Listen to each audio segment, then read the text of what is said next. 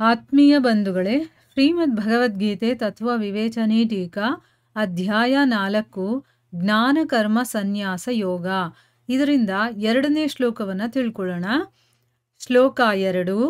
ಏವಂ ಪರಂಪರಾ ಪ್ರಾಪ್ತಂ ಇಮಂ ರಾಜರ್ಷಯೋ ವಿದುಃ ಸ ಕಾಲೇ ನೇಹ ಮಹತ ಯೋಗೋ ನಷ್ಟಃ ಪರಂತಪ. ಅನುವಾದ: ಹೇ ಪರಂತಪ ಅರ್ಜುನ, ಈ ಪ್ರಕಾರವಾಗಿ ಪರಂಪರೆಯಿಂದ ಪ್ರಾಪ್ತವಾದ ಈ ಯೋಗವನ್ನು ರಾಜರ್ಷಿಗಳು ತಿಳಿದರು. ಆದರೆ ಅನಂತರ ಈ ಯೋಗವು ಬಹಳ ಕಾಲದಿಂದ ಈ ಭೂಲೋಕದಲ್ಲಿ ಲುಪ್ತ ಪ್ರಾಪ್ತವಾಯಿತು. ಇದು ಶ್ಲೋಕ ಮತ್ತು ಅದರ ಅನುವಾದ. ಈಗ ನಾವು ಇದನ್ನು ಅರ್ಥ ಮಾಡಿಕೊಳ್ಳೋದಕ್ಕೆ ಪ್ರಯತ್ನ ಮಾಡೋಣ. ಇಲ್ಲಿ ಕೃಷ್ಣ ಏನು ಹೇಳ್ತಾ ಇದ್ದಾನೆ ಅರ್ಜುನನಿಗೆ, ಮೊದಲು ಇದನ್ನ ನಾನೇ ಸೂರ್ಯನಿಗೆ ಹೇಳಿದ್ದೆ, ಸೂರ್ಯ ತನ್ನ ಮಗನಾದಂಥ ವೈವಸ್ವತ ಮನುವಿಗೆ ಹೇಳಿದ್ದ, ಮನು ತನ್ನ ಮಗನಾದಂಥ ರಾಜ ಇಕ್ಷ್ವಾಕುಗೆ ಹೇಳಿದ್ದ. ಆದರೆ ಈ ರೀತಿ ಬರ್ತಾ ಇದ್ದಂತಹ ಪರಂಪರೆಯಿಂದ ಪ್ರಾಪ್ತವಾದಂತಹ ಆ ಯೋಗವನ್ನು, ಅಂದರೆ ಆ ಒಂದು ಜ್ಞಾನವನ್ನು ರಾಜರ್ಷಿಗಳೆಲ್ಲ ತಿಳ್ಕೊಂಡ್ರು. ಅಂದರೆ ಈಗ ಮೊದಲು ರಾಜ ಇಕ್ಷ್ವಾಕು, ಅವನು ಕ್ಷತ್ರಿಯ ಅಲ್ವಾ, ಅವನೊಬ್ಬ ರಾಜ. ಅವನಿಗೆ ಈ ವಿಷಯ ಗೊತ್ತಾಗಿ ಆಮೇಲೆ ಆ ಒಂದು ಜ್ಞಾನವನ್ನು ಅವನು ತನ್ನ ಮುಂದೆ ಬಂದಂತಹ ಬೇರೆ ರಾಜರಿಗೆ ಅದನ್ನು ಹೇಳ್ಕೊಡ್ತಾ ಬಂದ. ಅದರಿಂದ ಈ ಒಂದು ಯೋಗವನ್ನು ರಾಜರ್ಷಿಗಳೆಲ್ಲ ತಿಳ್ಕೊಂಡ್ರು. ರಾಜರ್ಷಿಗಳು ಅಂದರೆ ಏನು? ರಾಜರೂ ಆಗಿರ್ತಾರೆ ಮತ್ತು ಋಷಿಗಳು ಆಗಿರ್ತಾರೆ. ಅಂದರೆ ಏನು? ತತ್ವಜ್ಞಾನವನ್ನು ತಿಳ್ಕೊಂಡಿರುವಂಥವ್ರು ಅಂತ. ಅಂದರೆ ನಮ್ಮ ವೇದಗಳಲ್ಲಿ, ಧರ್ಮಗ್ರಂಥಗಳಲ್ಲಿ ಏನಿದೆಯೋ ಆ ತತ್ವಗಳನ್ನು ತಿಳ್ಕೊಂಡಿರುವಂಥವ್ರು ಅಂತ ಅರ್ಥ.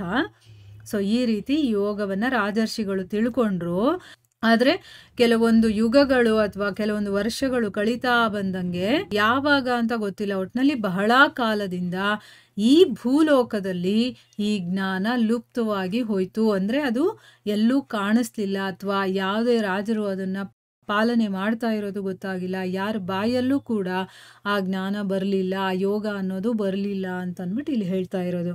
ಅಂದರೆ ಅರ್ಜುನನಿಗೆ ಈ ಜ್ಞಾನ ನಿನಗೆ ಇವಾಗ ಹೇಳ್ತಾ ಇರೋದಲ್ಲ, ಇದು ತುಂಬ ಹಳೇ ಕಾಲದಿಂದ ಇದೆ. ಸೂರ್ಯ ಸೃಷ್ಟಿ ಆಗೋವಾಗ ಹುಟ್ಟಿರುವಂಥವನಲ್ವಾ, ಅವನಿಗೆ ಹೇಳಿದಂತಹ ಯೋಗ ಇದು. ಅವನಿಂದ ಒಬ್ಬರಿಂದ ಒಬ್ಬರಿಗೆ ಬಂದು ಇದು ತುಂಬ ಕಾಲದ ತನಕ ಇತ್ತು. ಆದರೆ ಈಗ ಬಹಳ ಕಾಲದಿಂದ ಈ ಒಂದು ಭೂಮಿ ಮೇಲೆ ಈ ಜ್ಞಾನ ಅನ್ನೋದು ಲುಪ್ತವಾಗಿ ಹೋಗಿದೆ. ಅಂದರೆ ಬೇರೆ ಲೋಕದಲ್ಲಿ ಇರಬಹುದು, ಆದರೆ ಭೂಲೋಕದಲ್ಲಿ ಇದು ಲುಪ್ತವಾಗಿ ಹೋಗಿದೆ ಅಂತಂದ್ಬಿಟ್ಟು ಹೇಳ್ತಾನೆ. ಈಗ ಪ್ರಶ್ನೆ ಏನು ಅಂತ ತಿಳ್ಕೊಳ್ಳೋಣ.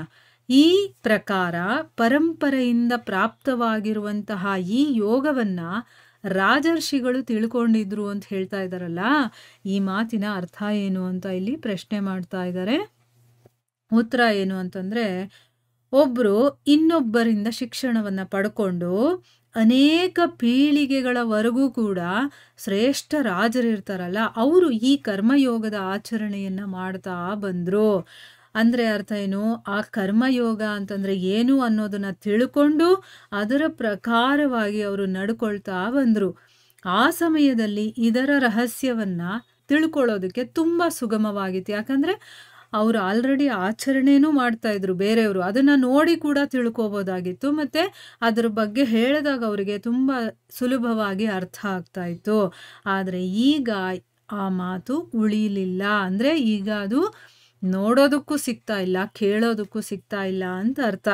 ಆ ರೀತಿ ಹೇಳೋದಕ್ಕೋಸ್ಕರ ಇಲ್ಲಿ ಭಗವಂತ ಈ ಪರಂಪರೆಯಿಂದ ಪ್ರಾಪ್ತವಾದಂಥ ಈ ಯೋಗವನ್ನು ರಾಜರ್ಷಿಗಳು ತಿಳ್ಕೊಂಡಿದ್ರು. ಅಂದರೆ ಈಗ ಕಾಣಿಸ್ತಾ ಇಲ್ಲ, ಈಗ ಅದು ನಿನಗೆ ನೋಡೋದಕ್ಕೂ ಸಿಗಲ್ಲ, ಕೇಳೋದಕ್ಕೂ ಸಿಗಲ್ಲ ಅನ್ನೋದು ಇಲ್ಲಿ ಹೇಳೋದಕ್ಕೋಸ್ಕರ ಭಗವಂತ ಈ ಒಂದು ವಾಕ್ಯವನ್ನು ಉಪಯೋಗ ಮಾಡಿದ್ದಾನೆ.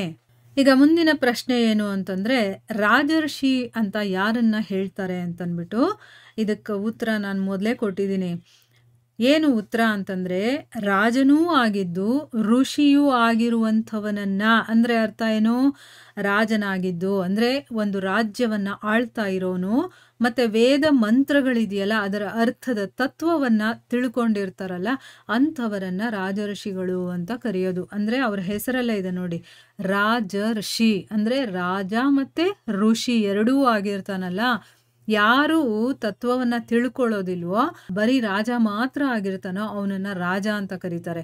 ಆದರೆ ತತ್ವವನ್ನೂ ತಿಳ್ಕೊಂಡಿರುವಂಥವನನ್ನ, ವೇದಗಳಲ್ಲಿ ಏನಿದೆ, ಆ ಮಂತ್ರಗಳ ಅರ್ಥ ಏನು, ಆ ತತ್ವಗಳನ್ನ ತಿಳ್ಕೊಂಡಿರೋನನ್ನ ರಾಜರ್ಷಿ ಅಂತ ಕರೀತಾರೆ.